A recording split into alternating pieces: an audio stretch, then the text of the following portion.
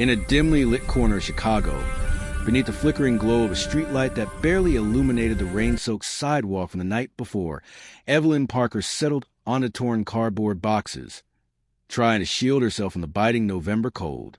She wasn't just another homeless woman. She was someone who had carried, for years, the weight of shattered dreams and losses no one else could ever truly understand. Before her life had dwindled to sleeping beneath tarps and waiting for another day without food, Evelyn had been a literature teacher at a suburban Chicago school. Her life had been ordinary, filled with small joys and simple hopes. But everything changed during one single week that felt torn straight from a nightmare. The accident happened on a winter morning. Her husband, Daniel Parker, was on his way to work when a runaway truck collided with the bus he was riding. Evelyn received the news in fragments, swallowing despair, trying to remain composed.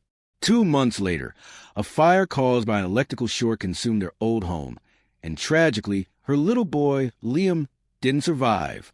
From that day on, Evelyn felt that part of her own soul had been lost forever and that she would never find her way back. With no job, no close family, and no support, she was slowly pushed to the margins of society, where she had lived for 5 long years. Every day, she sat at the same corner across from Mercy Children's Hospital, holding a small handwritten sign. "I don't ask for charity, only for a glance of compassion." Few people stopped, and those who did often averted their gaze, uncomfortable with a reality they didn't know how to face. Evelyn didn't get angry. She carried a deep, quiet sadness that needed no words. All she needed was something to keep her alive, an invisible thread of hope she couldn't even name. Inside that same hospital lived a little girl named Sophie Adams, a sweet, fragile 7-year-old fighting a disease that drained her energy and joy. Sophie was the only daughter of Richard Adams, a successful businessman who traveled the world and owned multiple companies. Despite all his wealth and access to the best doctors, he felt powerless before his daughter's suffering. In recent months, Sophie had spent long hours lying in bed, gazing out the hospital window, watching the world outside with eyes that rarely smiled anymore. And in that silence between Evelyn's world on the sidewalk and Sophie's world behind the glass, a connection began to form. It was subtle, almost invisible to everyone else. Each day, without words, they exchanged small gestures, a shy wave, a faint smile, a gentle nod. It was as if each recognized the other's pain. In that silent recognition, they both found comfort. To anyone watching, it was just a homeless woman sitting in the rain and a little girl watching from a window. But to them, it was a language beyond words, a fragile bridge between two broken hearts. The Chicago cold was merciless, and that week, the rain grew heavier. Evelyn trembled beneath her worn tarp, her bones aching, her persistent cough betraying her weakening body. She had learned to survive on the edge, ignoring the signs that she was slowly falling apart. But one night, something changed. She collapsed face down on the wet concrete found by a hospital security guard who had seen her before but never spoken to her. Guided by a flicker of compassion, he brought her into the emergency room. Evelyn was diagnosed with severe pneumonia and malnutrition. Despite being a private hospital, the clinic director, who recognized her from the sidewalk, ordered that she be admitted temporarily. Her room was in the same pediatric wing where Sophie stayed, the very place Evelyn had watched from across the street for so long. For the first time in years, she felt warmth, the scent of food, and the softness of a clean bed. But something inside her still stirred, a quiet pulled toward that window where the little girl had always looked back at her. The next morning, while receiving fluids and feeling a faint warmth return to her body, Evelyn heard a soft sound that pierced her chest, the quiet sobs of a child. Instinctively, she rose, slipped on hospital slippers, and despite her exhaustion followed the sound down the hallway. Sophie's door was slightly open. Inside, the girl was curled up in bed, tears streaming down her face. The gentle glow of a bedside lamp cast soft shadows across a pane. Evelyn didn't think she simply entered, drawn by something deeper than reason. Sophie's initial shock lasted barely a second. Their eyes met, and a spark of recognition flickered. You're the lady from the window," the girl whispered. Evelyn smiled a trembling, meaningful smile that carried years of unspoken sorrow and newfound warmth.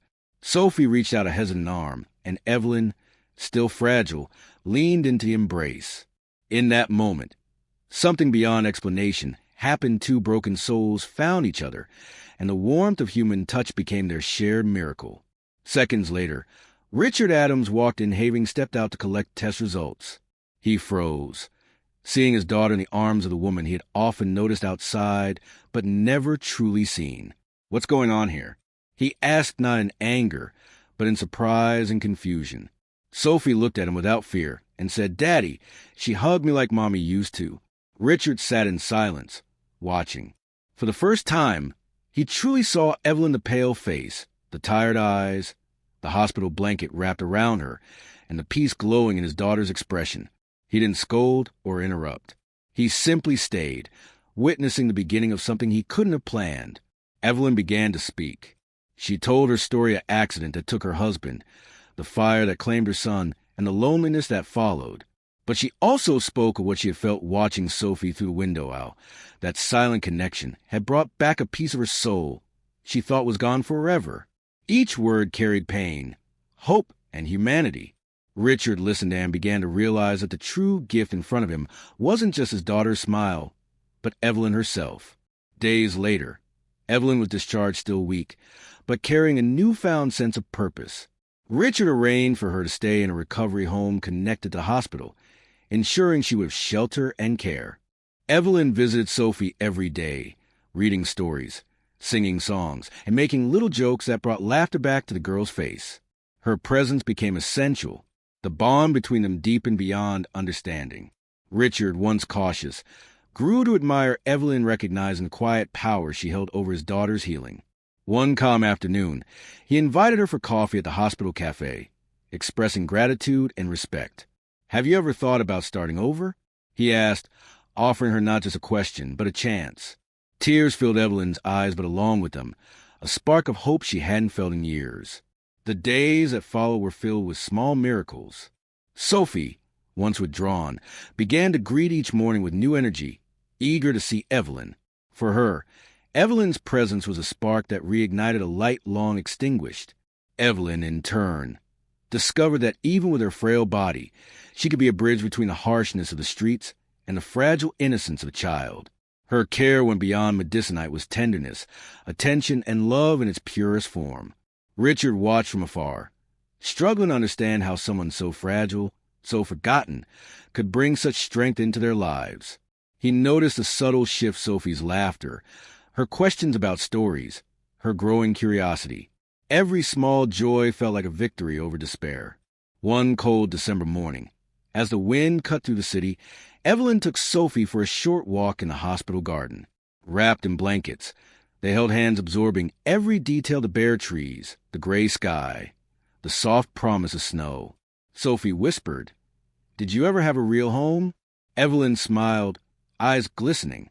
"I did. I lost it, but I still believe we can always find something new." Nearby, a nurse commented to Richard on his daughter's remarkable improvement. He realized that no amount of money or medicine could have done what Evelyn's genuine presence had accomplished. Every gesture of hers rebuilt something broken not just in Sophie, but in him too. Evelyn's visits became a ritual. Every day, she brought made-up stories, tales of imaginary worlds that lifted Sophie's spirit more than any treatment ever could. The girl laughed, asked questions, and rediscovered wonder.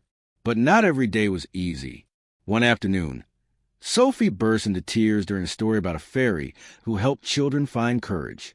Evelyn quietly took her hand and sat beside her, offering silent comfort instead of words. Two souls healing together, needing no explanation. From across the room, Richard felt something he hadn't felt in months, and gratitude. For the first time, he understood that healing wasn't just physical. It was human connection. Then came a tense morning. Sophie spiked a fever and shivered under the sheets. Evelyn stayed by her side, steady and calm, holding her hand as doctors rushed in. Richard watched, torn between fear and admiration for Evelyn's strength, her quiet courage.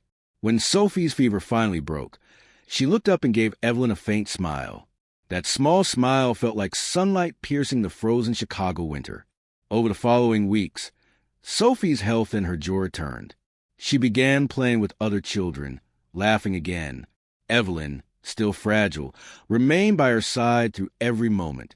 Richard made sure she had proper food, warm clothes, and a safe place to stay, but most importantly, he honored her dignity. When Sophie was finally discharged, Evelyn helped her pack. It wasn't just the end of a hospital stay, it was the beginning of a new life for both of them. Richard, deeply moved, approached Evelyn. "You're not just our friend, Evelyn," he said softly. "You're a part of our family. We're grateful to have you with you's very day." Tears streamed down her face this time, tears of relief, gratitude, and belonging. She had finally found what she thought was lost forever, a home, a purpose, and love. In the months that followed, Evelyn helped Sophie adapt to life outside the hospital. She told stories, sang songs, invented games. Richard watched them, realizing that Evelyn's influence extended far beyond his daughter's recovery. She had transformed their entire world. As winter gave way to spring, the garden of their new home bloomed, mirroring the transformation within them. Evelyn, now at peace, helped Sophie plant flowers and build memories that would never fade. Each laugh, each hug was a symbol of healing, hope, and rebirth. Richard, once convinced that wealth defined life, finally understood true richness lives in human connection, empathy, and love. One snowy afternoon, as they drove through the city, Sophie fell asleep in the back seat, her head resting on Evelyn's lap. Richard glanced in the mirror and felt a peace he hadn't known in years. In that quiet moment, he realized that miracles don't always shout, they whisper through kindness, attention, and love that heals. Evelyn looked down at the little girl who had become her family and knew, deep in her heart, that even the most wounded souls can find their way home again. This story reminds us that no matter how hard life becomes, genuine presence, empathy, and silent love have the power to heal and transform. Miracles don't just happen in labs or grand institutions. They're born in small gestures, unexpected embraces, and the simple act of caring. If you were moved by Evelyn and Sophie's story, share in the comments which moment touched your heart the most. Like this video to spread their message of hope, and subscribe for more stories that inspire, transform, and remind us that no one is invisible when true love finds its way in.